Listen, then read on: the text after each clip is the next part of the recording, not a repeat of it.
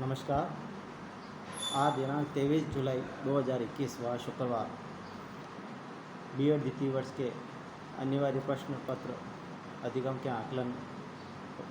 जो प्रश्न पत्र है अनिवार्य प्रश्न पत्र उसी के संदर्भ में हम क्लास को कंटिन्यू कर रहे हैं। पूर्व कक्षा में मैंने अधिगम के आकलन पर इस अनिवार्य प्रश्न पत्र में फीडबैक पर चर्चा की, यानी कि पृष्ठ पोषण पर, जिसमें पृष्ठ पोषण के अर्थ, आवश्यकता और महत्व के जो विभिन्न स्वरूप हैं उन स्वरूप पर चर्चा की थी। आज हम पृष्ठ पोषण के प्रकार हैं, उन प्रकारों पर हम चर्चा करते हैं। प्रकारों में पहला जो प्रकार है वो होता है मौखिक पृष्ठ पोषण, दूसरा लिखित, तीसरा साखी पृष्ठ पोषण। इन प्रकारों के आधार पर हम चर्चा विस्तृत रूप से करेंगे, जिसमें हम पहला ही पृष्ठ पोषण है जैसे मौखिक पृष्ठ पोषण या ओरली फीडबैक, उस पर हम चर्चा करेंगे। मौखिक पृष्ठ पोषण की जो बात आ रही है, छात्रों, जो पृष्ठ पोषण होता है उस पृष्ठ पोषण में मूलभूत बात होती है छात्रों को अधिगमित कैसे कराया जाए। छात्रों को सीखने के लिए या जो ज्ञान प्राप्त करने का जो साधन है उस साधनों के प्रयोग करते हुए छात्रों को सही ढंग से शिक्षा किस प्रकार प्रदान की जाए, उसके पीछे ही हमारा सबसे बड़ा मूल मकसद ये है। और जब छात्रों के प्रति से प्रत्युत्तर आता है, जो हमें उसका रिटर्न नॉलेज मिलता है, तो उसके प्रत्युत्तर में शिक्षक का यह दायित्व बनता है कि वह छात्रों को साथ ही साथ उसकी प्रतिक्रिया उसको दे,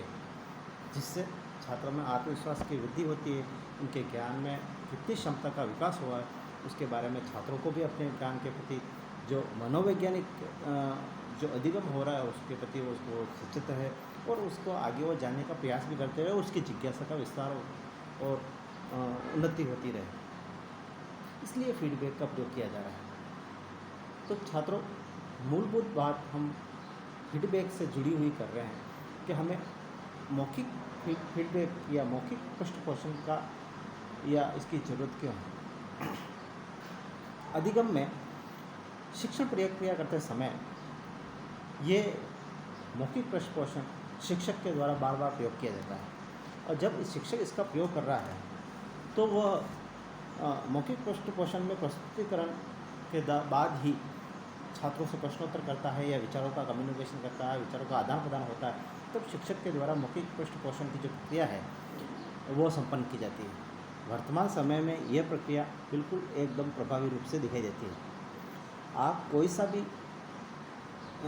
एक्टिविटी ले लीजिए, चाहे शैक्षणिक या शैक्षणिक गतिविधियाँ ले लीजिए, उसमें आपने देखा होगा शिक्षक या उसके गाइड की तरफ से जब छात्रों के द्वारा जो कार्य किया जाता है उस कार्य का जो रिफंडेबल, यानी कि जो छात्र के द्वारा जो गतिविधि की जा रही है, अगर उसमें कोई सकारात्मक एडवेंचर आया है तो शिक्षक तुरंत ही उसके बदले में जो ओरली फीडबैक देता है वह उसके लिए कार्य को दुगनी स्पीड से या दुगनी गति से करने के लिए, वो पृष्ठ पोषण उसके लिए कार्य करने के लिए एक महत्वपूर्ण भूमिका अदा करता है। दूसरी बात, मौखिक जो पृष्ठ पोषण होता है उसका हर छात्र एक शिक्षक से ये आकांक्षा रखता है, एक शिक्षक के द्वारा मुझे कहीं ना कहीं फीडबैक मिलेगा, और वह फीडबैक उसके लिए इंजन ऑयल की तरह काम करता है जो उसकी गति को दुगुना कर देता है। तो मुख्य रूप से जो बात मैं कहना चाह रहा हूँ कि पृष्ठ पोषण के माध्यम से मौखिक रूप में शिक्षक जो कुछ न कुछ कथन करता है, कुछ न कुछ अपने वक्तव्य रखता है, चाहे वो पॉजिटिव हो या हो सकता है वो छात्र ने कुछ कमियाँ की है तो हो सकता है कोई नेगेटिव पुनर्बलन भी हो सकता है,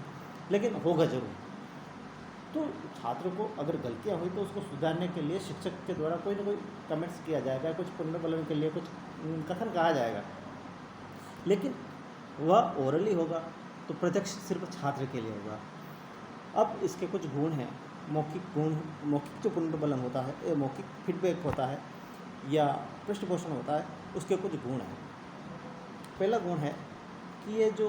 मौखिक पृष्ठ पोषण होता है वह अधिगम प्रक्रिया जो सीखा जा रहा छात्र उसके बीच बीच में ही वो उसको दे दिया जाता है, और जिससे अधिगम करता उत्साहित होकर अपने प्रस्तुतिकरण और सीखने की जो गति है उसको दुगुना कर देता है, प्रभावी बनाता है, और सीखने की जो प्रक्रिया होती है वो सरल और स्वाभाविक रूप से बनती जाती है। उसमें किसी प्रकार की कोई क्लिष्टता नहीं आती, कठिनता नहीं आती, कोई जटिलता नहीं आती, बनावटीपन नहीं आता। दूसरा, मौखिक पृष्ठ पोषण में जब शिक्षक को आवश्यकता होती है तभी इसका उपयोग किया जाता है। जब छात्र के प्रति शिक्षक का जो एक सकारात्मक व्यू आ रहा है तो उसकी सफलता से प्रेरित होकर शिक्षक उसको फीडबैक देने का प्रयास करता है। फिर तीसरा, मौखिक पृष्ठ पोषण की प्रक्रिया में अधिगमकर्ता पर तुरंत इसका प्रभाव हो जाता है फीडबैक का, और उस तुरंत प्रभाव के कारण उस कार्य को और अधिक तरीके से प्रभावी ढंग से संपन्न करने का प्रयास करता है। फिर चौथी बात आती है, मौखिक पृष्ठ पोषण के माध्यम से जो शिक्षक जो कार्य कर रहा है उस कार्य के बदले परिणाम स्वरूप वह बालक को जो गतिविधि के बारे में समझा रहा है, चाहे व्यवहार उसके अधिगम के बारे में बात कर रहा है, तो वो उसके कार्य को उत्साह और मनोयोग से करने का प्रयास करता है। फिर बात आती है कि मौखिक पृष्ठ पोषण जो दिया जाता है वो पृथक पृथक रूपों में दिया जाता है, चाहे विविध संकेतों के माध्यम से या अशाब्दिक तरीके से, शाब्दिक तरीके से, शब्दों के माध्यम से या अशाब्दिक तरीके से, जैसे किसी भी तरीके से, हाव भाव से या गेस्चर के माध्यम से। लेकिन छात्र पर वो जो पृष्ठ पोषण है वो सीधा असर करता है। फिर पृष्ठ पोषण जो होता है वो प्राथमिक स्तर के बालकों पर सबसे ज़्यादा असर करता है और वो उससे प्रभावित भी होते हैं और अपने कार्य और अधिगम करने की क्षमता जो होती है उसमें वो गतिस्फीत कर देते हैं। मौखिक पृष्ठ पोषण के प्रभाव से छात्रों में आत्मविश्वास की वृद्धि होती है। यह बात मैंने पहले कह दिया था आपको कि उनको मोटिवेशन मिलता है कि मुझे कार्य को दुगनी गति से करना है, क्योंकि उसमें एक आत्मविश्वास के संचार की अभिव्यक्ति होती है और उसको कार्य करने के लिए उसको उचित दिशा निर्देश मिलते हैं, उसको कार्य करने की गति मिलती है। लेकिन इतने सारे गुणों के होने के बावजूद भी उसमें कुछ दोष भी हैं, क्योंकि हर इस प्रकृति का नियम है कि हर वस्तु या व्यक्ति में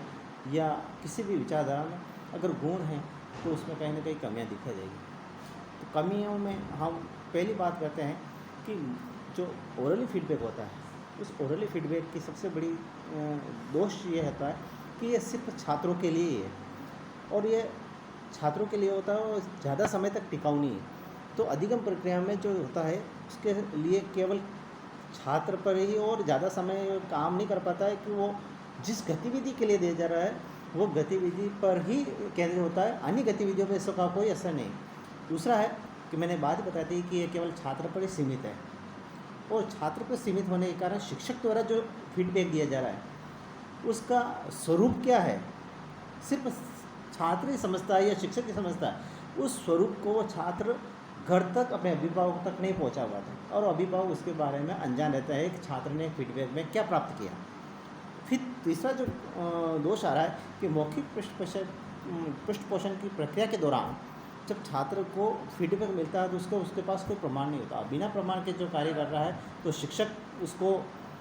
छात्र को फीडबैक दे रहा है तो वो फीडबैक उसी तक सीमित हो जाता है, अभिभावक को इसके बारे में कोई जानकारी नहीं होती है कि उसको क्या फीडबैक प्राप्त हुआ। फिर चौथी जो बात आती है, पृष्ठ पोषण के द्वारा जो शिक्षक होता है उसके द्वारा भी कोई विशेष सावधानी नहीं रखी जाती क्योंकि उसका कोई विशेष प्रमाण नहीं होता। तो शिक्षक पृष्ठ पोषण की प्रक्रिया द्वारा असावधानी रख सकता है। और अंतिम जो दोष था कि मौखिक पृष्ठ पोषण के द्वारा व्यक्तिगत विचारों से प्रभावित होता है। शिक्षक सभी अपने अपने व्यक्तिगत विचार रखते हैं, अपने व्यक्तिगत फीडबैक देते हैं और छात्रों के प्रति हो सकता है कहीं पूर्वाग्रह से ग्रसित होकर वो किसी प्रकार की टिप्पणी भी कर सकता है जो छात्रों के लिए अनुचित हो। तो ऐसा फीडबैक से जो ओरली फीडबैक होता है उससे किसी प्रकार की कोई सत्यता और जो एक ऑथेंटिसिटी की बात करें वो नहीं मिल पाती, क्योंकि प्रमाण के बिना जो छात्रों को प्रत्यक्ष रूप से जो फीडबैक मिल रहा है उसका कोई विशिष्ट तथ्य या प्रमाण नहीं मिल पाने के कारण वो अभिभावक या उसके परिजन या संरक्षक उससे अवगत नहीं हो पाते कि मेरे पुत्र द्वारा या मेरे छात्र के द्वारा जो शिक्षक ने फीडबैक दिया उसका क्या सकारात्मक परिणाम आएगा। तो इस तरीके से हम मौखिक पृष्ठ पोषण के बारे में आज पढ़ा। कल अगली क्लास में हम लिखित पृष्ठ पोषण के बारे में पढ़ेंगे। आज के लिए इतना ही, धन्यवाद।